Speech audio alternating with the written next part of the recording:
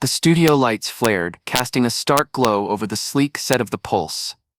The audience hummed with anticipation, their energy crackling like static before a storm. Host Samantha Pierce strode to center stage, her tailored blazer catching the light, her professional smile barely concealing the glint of curiosity in her eyes. She raised a hand, quieting the crowd, and faced the camera with practiced ease. "Welcome to the Pulse, where the conversation never stops," she began, her voice bright, but edged with intrigue. "Tonight, we're diving into a firestorm that's been burning up the airwaves. We've got two heavyweights ready to face off, comedy legend Stephen Colbert, host of The Late Show, and Caroline Leavitt, White House press secretary. Let's bring them out." The crowd erupted as Stephen Colbert emerged from stage left. His trademark glasses glinted under the lights, and a sly smirk played on his lips. He wore a crisp, navy suit, tie slightly loosened, exuding the confidence of a man who'd spent decades commanding late-night audiences. He waved to the crowd, soaking in their cheers, and settled into a leather chair, mic already in hand, like a knight wielding a familiar sword. From stage right, Caroline Leavitt appeared, her presence a stark contrast. Her fitted navy suit was immaculate, her blonde hair pulled into a high bun, and her icy blue eyes swept the room with the precision of a sniper. She walked with the measured resolve of someone who'd faced press scrums and political firestorms without flinching. She took her seat across from Colbert, her posture rigid, hands resting lightly on the table, fingers still as stone. Samantha settled between them, her eyes darting from one to the other, sensing the tension already simmering. "Stephen," she began, leaning forward, her tone both curious and provocative, "you set the internet ablaze last week with your comments about Barron Trump on The Late Show. You suggested, well, let's call it speculation, about him being on the autism spectrum. Care to explain what you meant?" Colbert let out a low chuckle, adjusting his glasses with a theatrical flourish. He leaned back, mic arrest, close, his voice carrying the cadence of a seasoned storyteller. "Oh, Samantha, you know how it goes in comedy. You see something, you say something. Barron Trump's the enigma of the Trump clan, right? He's 19, built like a basketball star at 6'7", and yet he's practically a ghost. I said on my show, half joking mind you, that maybe Barron's on the spectrum. I mean, the kid's barely seen in public. What's he up to? Coding quantum computers in a basement? Or maybe he's just dodging Dad's campaign rallies because frankly, who wouldn't?" The audience burst into laughter, some whistling, others clapping wildly. Colbert fed off their energy, his smirk widening as he stood, pacing the stage like a lion circling its territory. "Seriously, folks, think about it. Trump's out there shouting about everyone. Melania, Ivanka, even his Big Mac orders. But Barron, crickets. I read somewhere he's been spotted publicly, 12 times since 2016? That's less than Trump's hair color changes in a week. I'm not saying autism for sure, but something's going on. The kid's a shadow, and I bet he's got more depth than Dad's giving him credit for." Samantha raised an eyebrow, her smile tightening. "Stephen, those are bold claims. You've got any stats to back that up, or is this just your gut talking?" Colbert shrugged, his grin unfazed. "Stats? Samantha, I've got eyes. Barron's not out there shaking hands, cutting ribbons or posing for selfies at Mar-a-Lago. He's like Bigfoot, rumored, rarely sighted. Maybe he's shy, maybe it's something else. But when your dad's Donald Trump, silence screams louder than a tweet storm. I'm just saying what people are thinking. Why's Barron the invisible Trump?" The crowd roared again, applause echoing through the studio. A few shouted, "Right on, Stephen," as he pointed to them, milking the moment. Samantha nodded, then turned to Leavitt, who sat motionless, her gaze locked on Colbert like a hawk tracking prey. "Caroline," Samantha said, her voice softening but still probing, "you've heard Stephen's take. What do you think?" Leavitt's fingers tapped the table once, a single deliberate motion, then stilled. She took a deep breath, stood slowly, and faced Colbert directly. Her voice was calm but sharp as a blade. "Stephen, you done? Because I'm not here for comedy games. You think you can toss out claims about Barron Trump autism, hiding, whatever, and call it a joke? You're not funny, you're reckless." The crowd fell silent, a few gasps rippling through the room.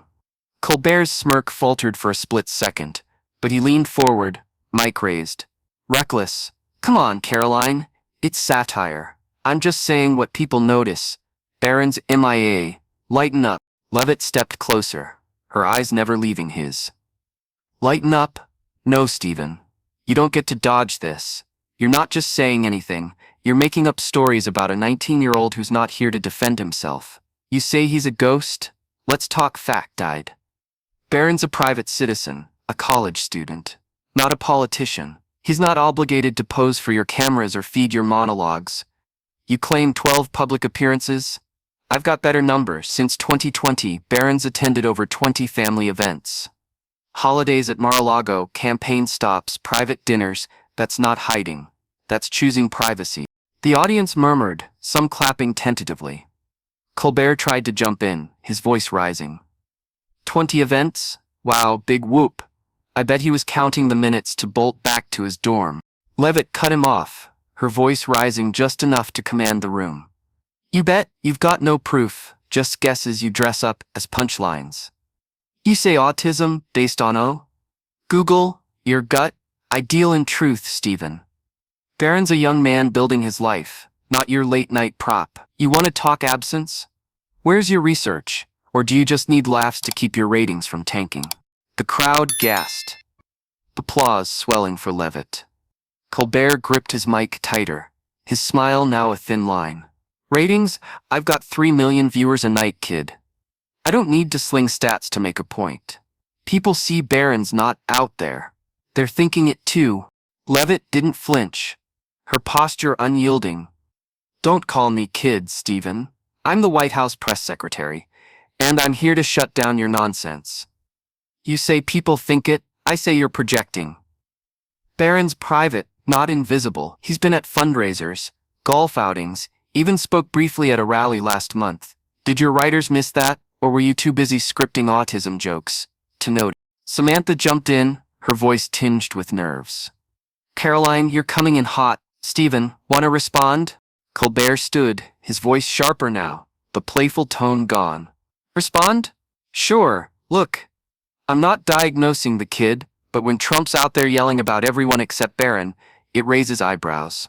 Maybe he's shy. Maybe it's something else. I'm just saying what's obvious. He's not part of the Trump circus, and that's weird for a Trump. Leavitt's gaze hardened, her voice like steel. Weird? No, it's called respect. Barron's not a performer like you, Stephen. He's not here for your monologues. You want weird? Weird's you picking on a teenager for staying out of the mess you thrive in. Here's truth. Barron's enrolled in college, majoring in business, keeping a low profile like any 19-year-old might. You're 60, still chasing clout by dragging a kid's name through the mud. The audience roared, clapping wildly, some shouting Caroline. Colbert's face reddened, his glasses slipping slightly as he leaned forward. Mud? I'm stating the obvious. Trump's got 5 kids, 4 are allowed. Barron's the outlier. I'm not the bad guy for pointing it out. Leavitt stepped closer, her voice low but commanding. You're not pointing out anything, you're inventing. You said autism, own it. You've got no evidence, just a mic and an ego. I've got proof. Barron's living his life, supported by his family. You're supported by a laugh track and a desperate need to stay relevant. The crowd erupted again, applause thundering.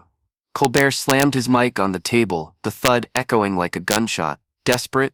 I'm Stephen Colbert. I've got Emmys, a Peabody, millions watching me. You're just Trump's mouthpiece, spinning for a kid who's clearly not all in on Dad's show. Leavitt's lips curved into a cold smile, her eyes unyielding. Emmys don't buy truth, Stephen. You're yelling, but it's empty. Barron's not your punchline, he's a person. You say he's not all in. I say he's all in for his family, just not your circus. Truth hurts, doesn't it? You swung at a kid and missed. Now you're the one looking desperate. Samantha raised a hand, her voice shaky. Okay, this is intense. Let's take a break. Colbert cut her off, his voice cracking with frustration. No, I'm not done. You can't shut me up, kid. Barron's a mystery, and I'm calling it like I see it. He pointed at Leavitt, panting, his face flushed. Leavitt sat, unruffled, her posture perfect. Call it whatever, Stephen. You've got no facts. just noise. I'm done, and so are you. The crowd leapt to their feet, applause deafening as Colbert stormed off stage left, tossing his mic to the floor with a piercing crash.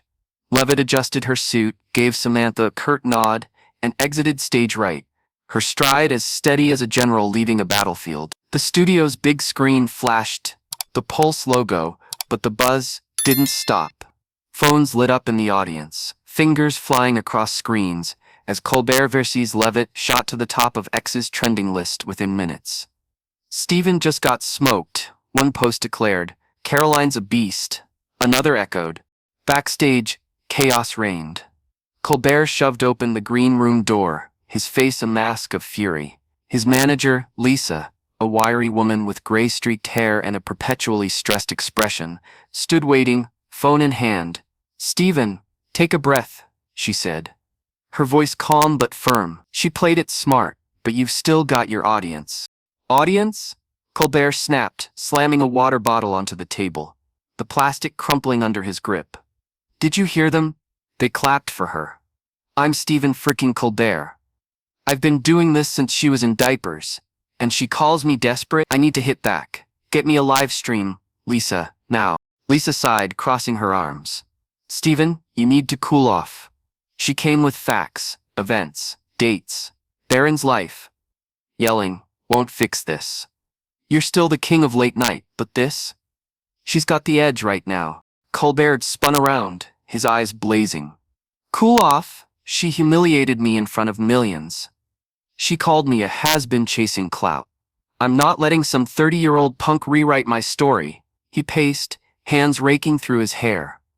"I'm on a live feed, Instagram, X, whatever. I'll show her what happens when you mess with me." Lisa hesitated, then nodded reluctantly. "Okay, but you need a plan, not just rants. She's got the crowd and the narrative.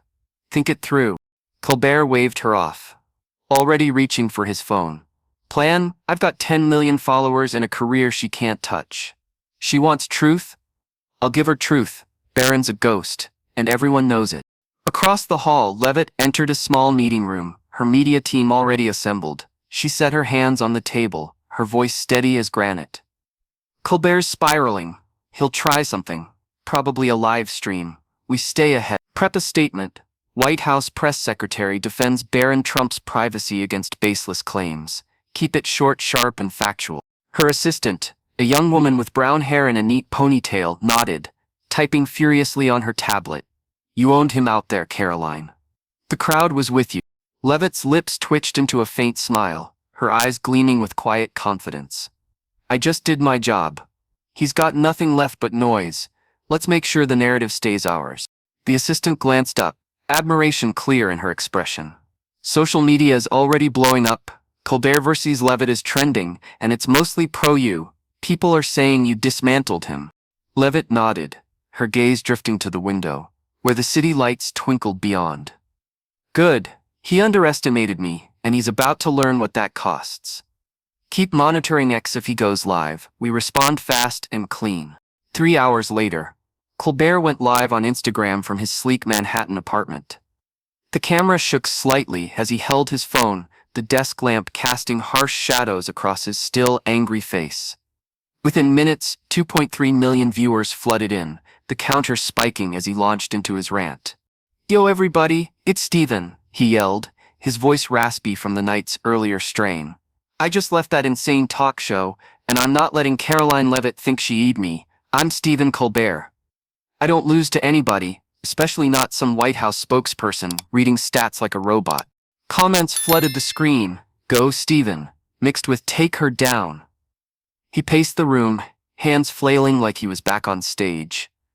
"She called me desperate? I've got 10 million followers, 3 Emmys, a Peabody. What she got? A desk in the West Wing and some GDP numbers nobody cares about? I'm talking Barron Trump. He's a luxury ghost, and everybody sees it. Autism? Maybe, maybe not, but he's not out there, and I'm not wrong for saying it." He pointed at the camera, his glasses slipping as he leaned in.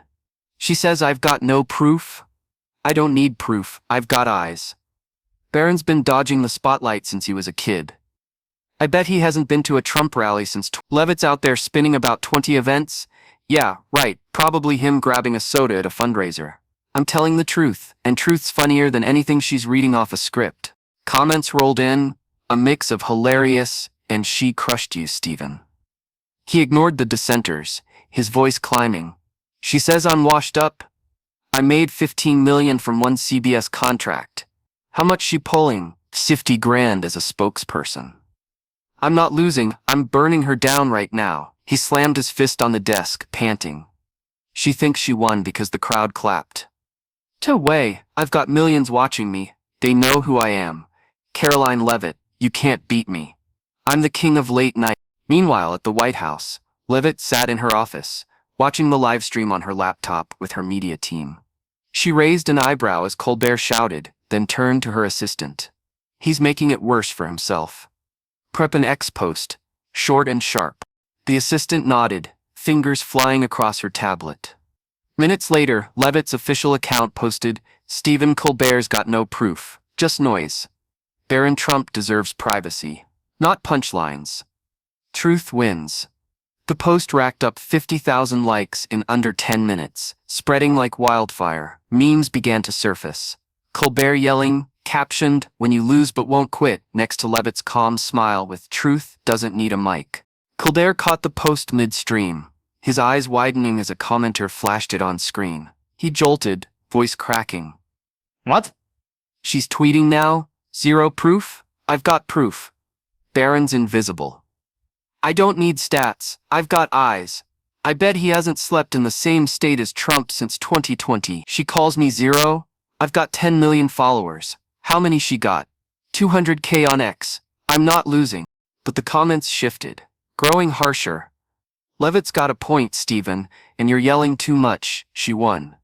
His viewership dipped to 1.8 million, then 1.2 million, as negative feedback piled up. He paused, breathing hard, staring at the screen with wavering eyes. Not losing, he muttered, but his voice lacked conviction. Abruptly, he cut the screen going black, leaving millions with the sense he'd just deepened his defeat. In the White House, Leavitt watched her X-post climb to 100,000 likes in 20 minutes. She turned to her team, her voice calm but resolute. He's finished himself off. No more replies. Truth did its work. Her assistant grinned, tablet glowing with notifications. You won, Caroline, the public's with you. CNN's calling you a silent hero, and even Fox says you crushed him with facts.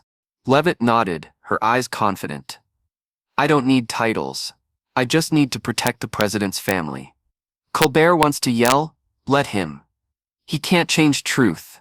She stood, walking to the window, the Washington skyline a faint glow against the night. Prep a final statement. Highlight Barron's privacy. His life as a student. Colbert's just noise. We're done here. The assistant typed rapidly. What if he comes back? Leavitt turned, a cold smile flickering. He's got nothing left to come back with. He yells loud, but I've got truth, and the public sees it. On news channels, Leavitt's victory dominated. MSNBC ran a clip of Colbert's live stream meltdown, with an analyst noting Colbert underestimated Leavitt.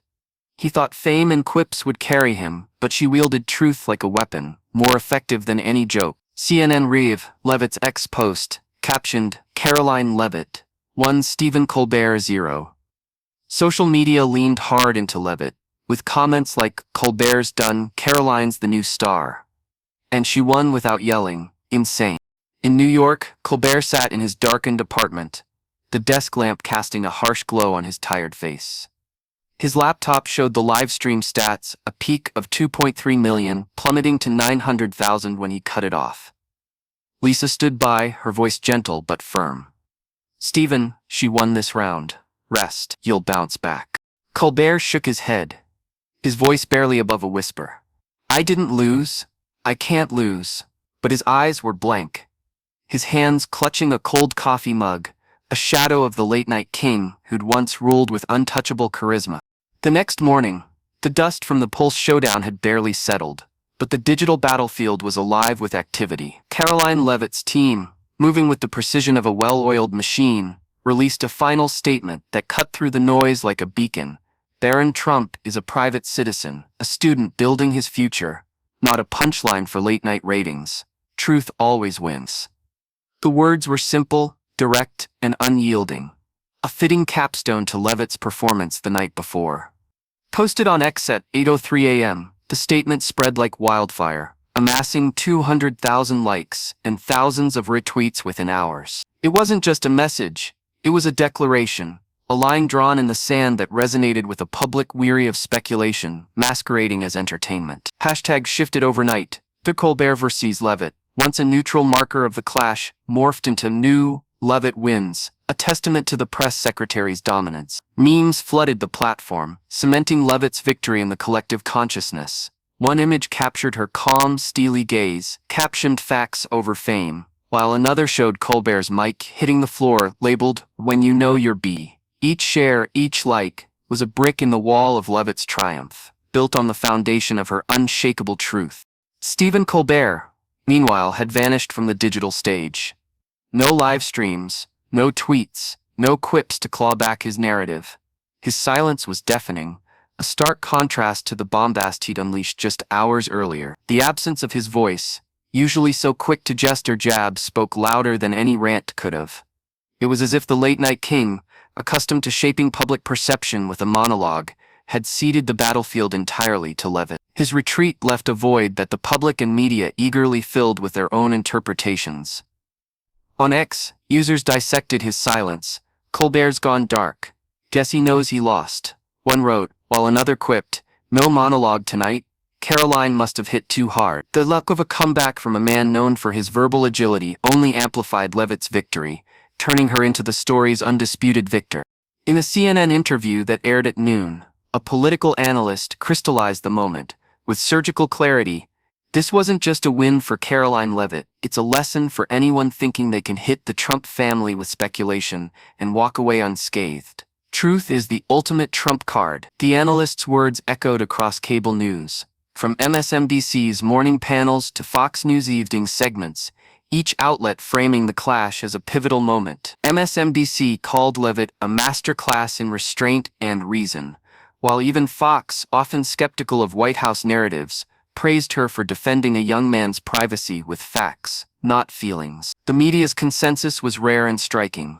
Leavitt had not only won a debate, but had shifted the conversation about how public figures engage with private lives. Her defense of Barron Trump, specific, grounded, and devoid of melodrama, had exposed the fragility of fame-driven attacks like Colbert's, which crumbled without substance to prop them up. At the White House, Leavitt sat at her desk, the morning light streaming through a tall window, casting soft patterns across her orderly workspace. Papers were neatly stacked, a laptop hummed quietly, and a single coffee mug, emblazoned with "Keep Calm and Carry On," sat within reach. Her assistant, a young woman with a sharp bob and an even sharper mind, burst in, tablet glowing with updates. "Caroline, the statement's everywhere," she said, her voice brimming with excitement. "X is on fire, 200,000 likes and climbing. Major outlets are running it verbatim. Colbert's gone completely quiet, he's done." Leavitt looked up, her expression serene, a faint smile touching her lips. "He finished himself," she said, her voice steady, carrying the weight of someone who'd seen the outcome coming from the moment. Colbert opened his mouth. "Truth doesn't need a second round." She leaned back slightly, her gaze drifting to the window, where the Washington Monument stood as a distant sentinel against a clear April sky. The victory wasn't just hers, it belonged to the principle she'd defended, the idea that facts could still hold sway in a world drowning in noise. She turned back to her work, flipping open a briefing book, her focus already shifting to the next challenge. The clash on the Pulse had been a moment, not a monument. Her job was to keep moving forward. This showdown on the Pulse mirrored the fractured pulse of today's America, a nation where entertainment, politics, and social media collide in real time, often with seismic consequences. Stephen Colbert had leaned heavily on his fame. His quips about Barron's invisibility crafted to provoke laughs and cement his cultural relevance. But he'd crashed against Caroline Leavitt's unyielding facts. Barron's documented appearances, his quiet life as a student, his fundamental right to privacy. The contrast was stark.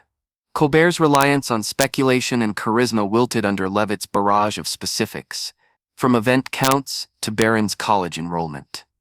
It reflected a broader shift in the U.S. where data and reason are slowly clawing back power from the grip of hype and raw emotion, a trend visible in everything from policy debates to viral X threads.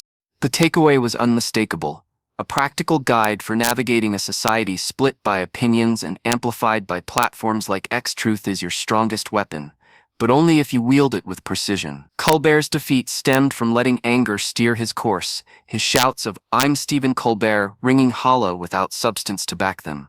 He banked on fame to carry him, but fame alone couldn't withstand Leavitt's calm, methodical dismantling. She'd won not by matching his volume, but by arming herself with specifics, dates, events, context, and refusing to be rattled by his theatrics. Her approach was a blueprint for anyone facing criticism, drama, or a public spat. Skip the table slamming, the mic dropping, the emotional outbursts. Respond with reason, like Leavitt, and you'll not just survive but thrive in this wild, wired world, where the loudest voice often fades fastest.